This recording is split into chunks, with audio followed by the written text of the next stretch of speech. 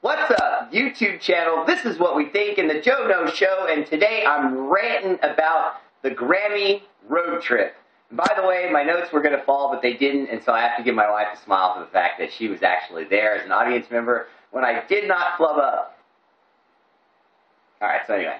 The Grammy road trip is big. For those of you who don't know, the Grammy road trip is essentially called that because the Grammys are in preparation in Los Angeles, and they like to give them the entire weekend on through till Monday to have preparation and so on, and photo shoots and so on and so forth.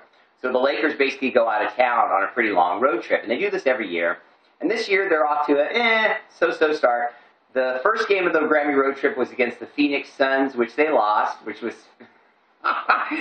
pretty funny because the Phoenix Suns came out in their black unis at home and basically looked Steve Nash in the face and went, "Hey, Steve Nash, it's great to have you back, Phoenix Sun legend." And we all wore our black and got ready in the locker room to pound your ass.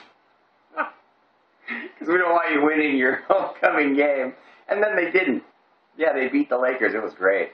Okay, and then game 2 was tonight against the Timberwolves in Minnesota, of course, because it's the Grammy road trip. And they lost. I mean, they won. They beat the Timberwolves because the Timberwolves aren't very good right now. Kevin Love's hurt, blah, blah, blah, blah. And the rest of the road trip goes like this. Detroit, Brooklyn, Boston, Charlotte, and then the world champs, the Miami Heat. So 5 more games out of a 7-game road trip. And I'm here to tell you, they're going to lose at Boston. They're going to lose at Brooklyn. They're going to win this game tomorrow night against, or maybe not tomorrow. I think maybe it's Sunday.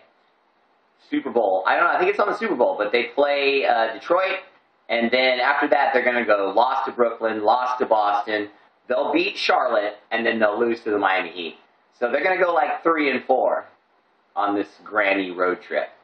But for the most part, they're sucking because Dwight Howard tore his labrum, which is his shoulder muscle here, and he tore it just going up with the ball, and someone came down across his arm, and boom, and he's hurt, of course, and soon he'll be leaving town, but not on a Grammy trip, just leaving town, because he's going to go somewhere else, because he doesn't want all this freaking drama that's surrounding Kobe Bryant and Coach D'Antoni, who I call Antony. I don't call him D'Antoni, because he's got no defense.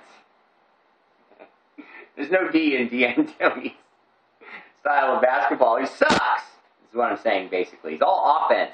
It should be O. Antony. So anyway, and then the rest of the Lakers are getting old, and Kobe's only got another year, maybe 2 tops. And I mean tops. He said it himself.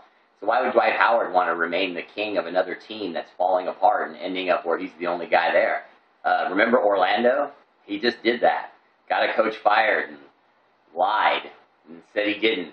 And then got a Nike shirt that said loyalty across the front right after lying to all his fans and getting his coach thrown under the bus and looking right into the press and the cameras and saying, "I didn't have anything to do with him being fired." Oh, wait, I did? All right, sorry. Nike shirt? Shame. Would have been more accurate. Check out the Brothers The Bee on the YouTube channel. This is What We Think. They review the hottest movies coming out of DVD, TV shows, and everything that's just hot in media about producers and the latest reviews of whatever's coming out. He'll cover it for you.